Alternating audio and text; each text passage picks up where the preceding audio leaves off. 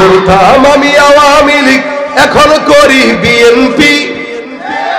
করতাম আমি আওয়ামী লীগ, এখন করি বিএনপি। আগামীতে হতে পারি যদি একজন এমপি। ঠিক কি না কোন? মন্ত্রী হইলে বিদেশে ঘুরিব, উড়োজাহাজে চড়ি, 5 স্টার রেস্টুরেন্টে বলো কেমনে বাংলা গড়ি। মন্ত্রী হই, এটা নিয়ত আর কি।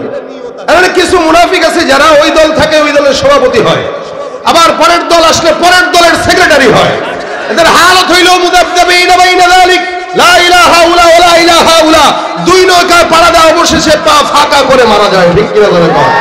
মন্ত্রী হইলে বিদেশে ঘুরিব, উড়োজাহাজে চড়ি, 5 স্টার রেস্টুরেন্টে বলো কেমনে বাংলা গড়ি। বাংলাদেশের মূর্খ জনতা বুঝিতে চায় না কিছু, দল বদলাই যাহাদের লাগে তাহারাই লাগে পিছু। বাংলাদেশের মূর্খ জনতা বুঝিতে চায় না কিছু, দল বদলাই যাহাদের লাগে তাহারাই লাগে পিছু। পাবি যে তোরা স্বাধীনতার ফল, লুঙ্গিটা ছেড়ে লেংটি। মনে রাখবেন, স্বৈরাচারে বিদায় হলেও তাদের দোসররা এখনো আমাদের ভিতরেই লুকিয়ে আছে। ঠিক কিনা করে কন? আগের দল ছিল ভিন্ন, এখন তারা তাদের কার্যক্রম হাসিলের জন্য দলের পরিচয় ভিন্ন করে আবার আমাদের ভিতরে ঢুকে তারা তাদের কার্যক্রম চালিয়ে যাবে। সুযোগ দেওয়া যাবে। মনে রাখবেন, এদের হাতে যদি আবার ক্ষমতা দেন, লেংটি ছাড়া কিচ্ছু কপালে জুটবে না। আমি আবারও বলছি, আগেও বলেছি, ভাইরা আমার, এদেশের 53-54 বছর স্বাধীনতা, যদিও তারা বলতো এই 53-54 বছরে ক্ষমতার পালাবদল হয়েছে, শান্তি আসে নাই। এক সরকার গিয়েছে, আরেক সরকার এসেছে, দুর্নীতিতে বারবার চ্যাম্পিয়ন হয়েছে। সুতরাং মনে রাখবেন, ইসলাম ছাড়া, কোরআন ছাড়া, খেলাফত ছাড়া, শরীয়ত ছাড়া, হুকুমত ছাড়া বাংলার জমিনে কোনোদিন শান্তি আশা করা যায় না। এজন্য ভাইরা আমার, যতদিন থাকবো ইসলামের পক্ষে, দ্বীনের পক্ষে রাজি আছি ইনশাআল্লাহ। কারা কারা রাজি আছি দু হাত তুলে দেখা দেন। নারে তাকবীর। আল্লাহ কবুল করুক, বলেন আমিন। এজন্য হার হালতে, প্রত্যেকটা ক্ষেত্রে আমরা আমাদের হৃদয়ের ভিতরে শুধুমাত্র আমাদের মালিক আল্লাহ পাক রব্বুল আলামিনের ভয় ঢুকাবো ইনশাআল্লাহ। এই সবক আল্লাহ পাক আমাদেরকে দিয়েছেন। এই কারণে আল্লাহ পাক কোরআনে জায়গায় জায়গায় জায়গায় জায়গায় একই কথা বারবার পুনরাবৃত্তি করেছেন। কেন? একই কথা বারবার যখন বলা হয় তখন বান্দা বুঝে যে এটা গুরুত্বপূর্ণ। আল্লাহ পাক গুরুত্ব বুঝাতে যে এক এক কথা বারবার বান্দাকে স্পষ্ট করেছেন। যেমন আল্লাহ পাক বলেন, ইয়া আইয়ুহাল্লাযীনা আমানুত্তাকুল্লাহ, যারা ঈমানদার, আল্লাহ পাক এদেরকে বলছেন তোমরা তাকওয়া অর্জন করো। তাকওয়া সোজা ভাষায় এটা আল্লাহ পাকের ভয়, পরহেজগারি তাকে বলা হয় তাকওয়া। তাকওয়া বলা হয় আল্লাহ পাকের যত হুকুম আছে সেটার উপরে চলা, যেগুলো নিষেধ আছে ওগুলো থেকে বেঁচে থাকা, এটা তাকওয়া। হযরত ওমর ফারুক রাদিয়াল্লাহু তাআলা আনহু বলেন, তাকওয়া এটা এমন একটা জিনিস, কাঁটাযুক্ত পথে তোমরা যখন কেউ হাঁটবে, ওই কাঁটাযুক্ত পথে যখন হাঁটবা কিভাবে হাঁটো? পাকে কাঁটা থেকে বাঁচায় বাঁচায় হাঁটো। হযরত ওমর বলেন, এটার নামই তাকওয়া। সারা জিন্দেগিতে এই পর্যন্ত, হায়াত থেকে মওত পর্যন্ত, জীবনে যতদিন চলবো, সামনে মাঝখান দিয়া গুনাহের কাঁটা থাকবে, শিরিকের কাঁটা থাকবে, জিনার কাঁটা থাকবে। হযরত ওমর বলেন, কোন বান্দা যদি তার জিন্দেগিকে এই গুনাহের কাঁটা থেকে বেছে বেছে চালাতে পারে, ওটাকেই বলা হয় মুত্তাকি। যারা বলেন সুবহানাল্লাহ। এজন্য আল্লাহ পাক রব্বুল আলামিন মুত্তাকি হবার সবক প্রত্যেকটা ঈমানদারকে দিয়েছেন। কোরআনে আল্লাহ পাক বলেন, ওয়া মান ইয়াত্তাকিল্লাহা ইয়াজআল লাহু মাখরাজা, ওয়া মান ইয়াত্তাকিল্লাহা ইয়াজআল লাহু মাখরাজা।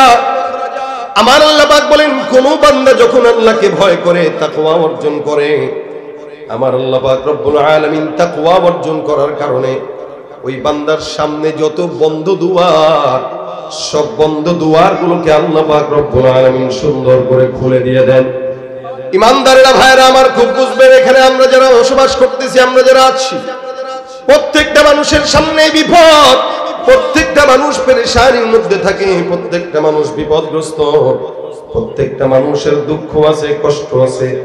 আমার আল্লাহ পাক রব্বুল আলামিন বলেন, কোন ঈমানদার বান্দা যদি বিপদের মধ্যে আল্লাহকে বন্ধু বানায়, কোন ঈমানদার বান্দা যদি অন্তরের মধ্যে আল্লাহর ভয় রাখে, তাকওয়া অর্জন করে, এই মুত্তাকীদেরকে আমি আল্লাহ সকল প্রকার বিপদ আপদ বালা মুসিবত থেকে হেফাজত করে বান্দাকে সফলতার দ্বার প্রান্তে নিয়ে যাব।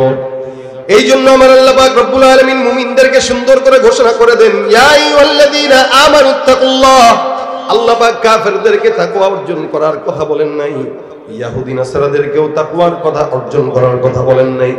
আল্লাহ পাক আগে ডাক দিয়েছেন ইয়া আইয়ুহাল্লাযীনা আমানু।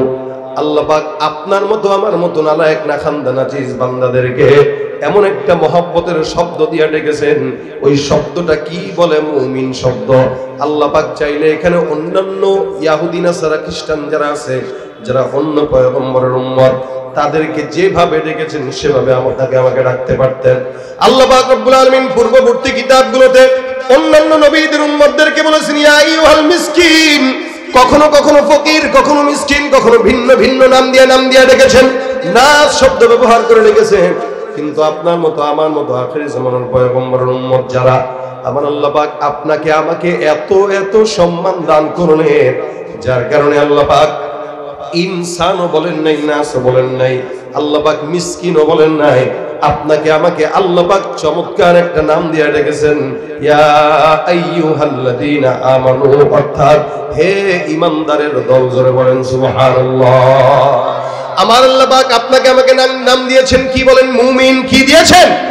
আল্লাহ পাক আপনাকে আমাকে মুমিন বলে ডেকেছেন, যার কারণে আল্লাহ পাক মুমিনদেরকেই তাকওয়াবান হইতে বললেন, তাকওয়া মুত্তাকি হইতে বললেন। ঈমানদাররা এমনিই তো মুত্তাকি। আমার আল্লাহ পাক আবার কিতাবের মধ্যে শুরু আয়াতে বলেন আল্লাযীনা ইউমিনুনা বিল গায়ব ওয়া ইউকিমুনাস সালাতা ওয়া মিম্মা রাযাকনাহুম ইউনফিকুন। এর আগের আয়াতে আল্লাহ পাক বলেন যালিকাল কিতাবু লা রাইবা ফিহি হুদাল লিল মুত্তাকিন। এই কোরআনে যা যা কিছু আল্লাহ পাক রব্বুল আলামিন বর্ণনা করেছেন, সব কিছু বান্দার জন্য হেদায়েতের রাস্তা।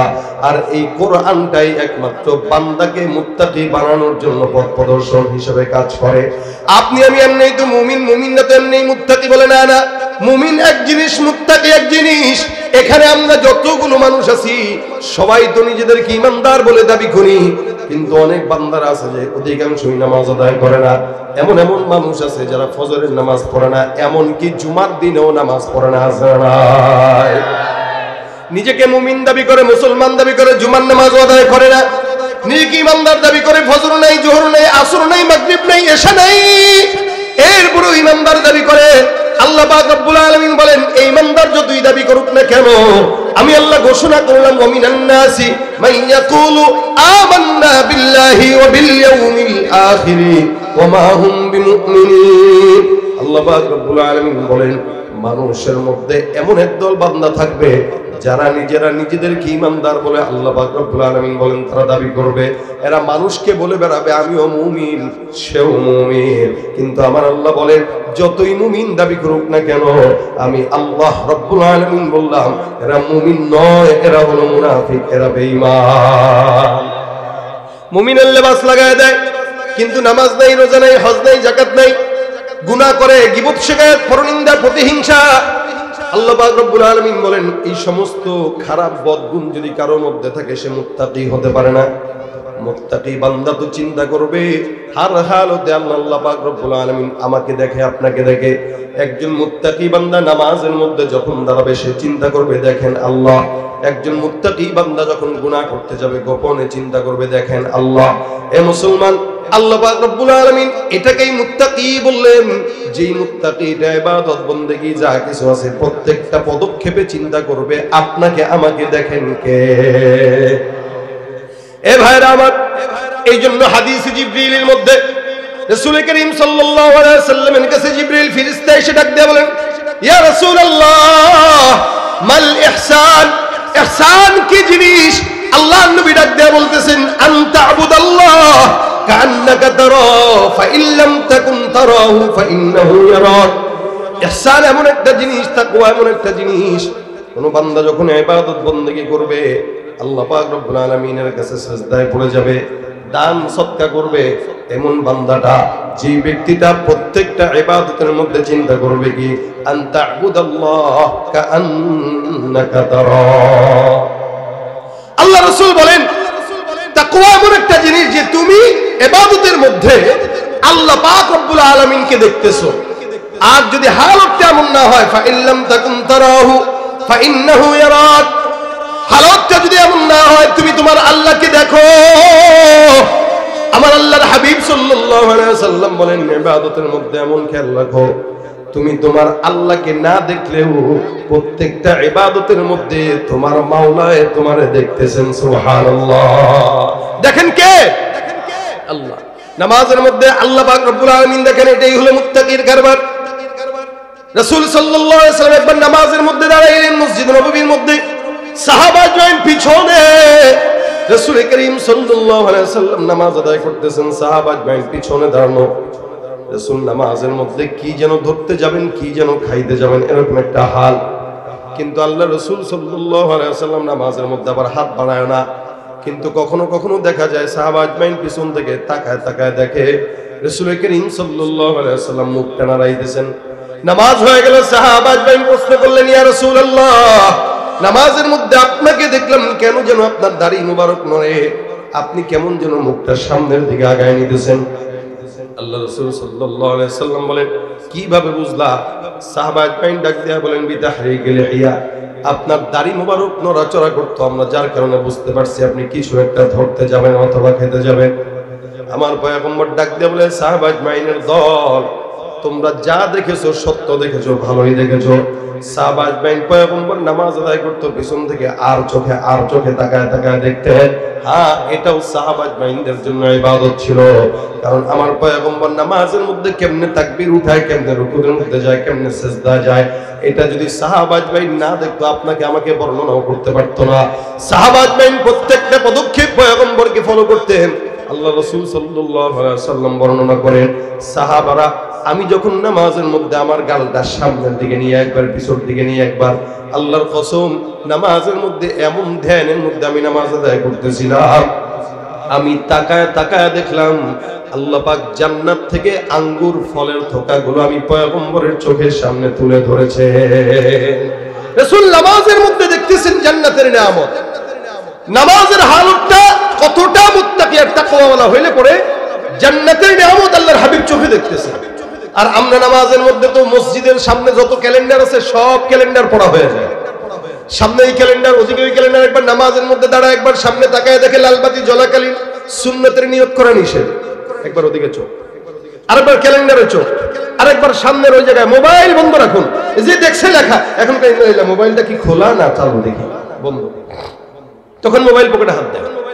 মানে নামাজের ভিতরেও আমাদের খেয়াল থাকে পড়ার দিকে। কারণ মসজিদে আদবের বরখেলাফ হইল এটা, যে সামনে কোনো কিছু না দেওয়া, কারণ নামাজি বান্দার যেন চক্ষুটা ওদিকে না যায়, এটা বান্দার খুশু খুজু নষ্ট করে।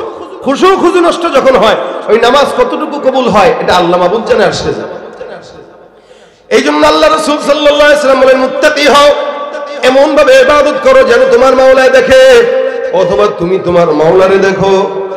সাহাবা একরামকে পয়গম্বর শিখাই দিলেন এইভাবে নামাজ।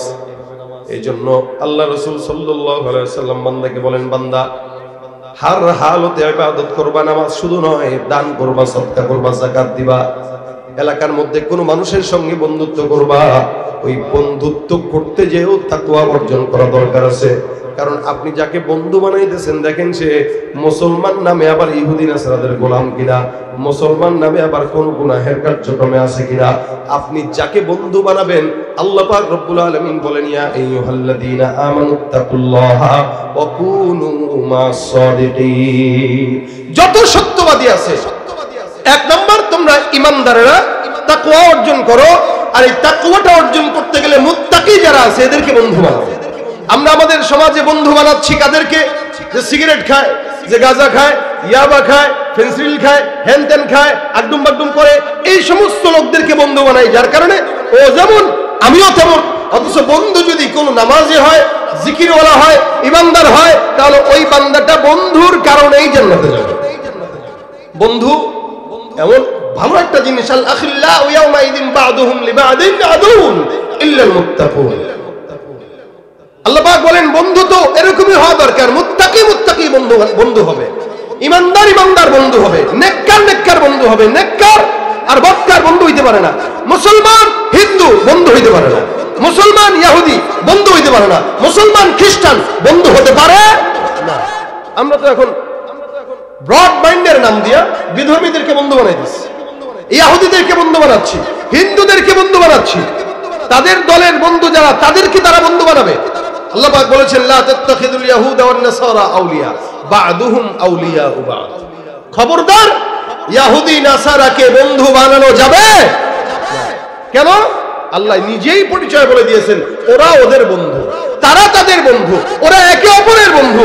কোনদিন কোন মুমিন তাদের সঙ্গে বন্ধুত্ব করতে পারে না, ভণ্ডর সঙ্গে বন্ধুত্ব করা যাবে না। কারণ এদের আখলাক ভিন্ন, ওদের মতভেদ ভিন্ন।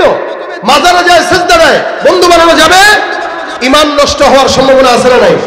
সন্তান হইলে বাস বাবার কাছে চলে যায়, সন্তান হইলে মাজারে চলে যায়, টাকা নাই তো মাজারে চলে যায়, চাকরি নাই তো মাজারে চলে যায়, খাজার কাছে যায়, মাজারে যায়, সিজদা কইরা বাবার কাছে সন্তান চাইলে কিয়ামত পর্যন্ত সন্তান চাবেন, সন্তান দিবে না।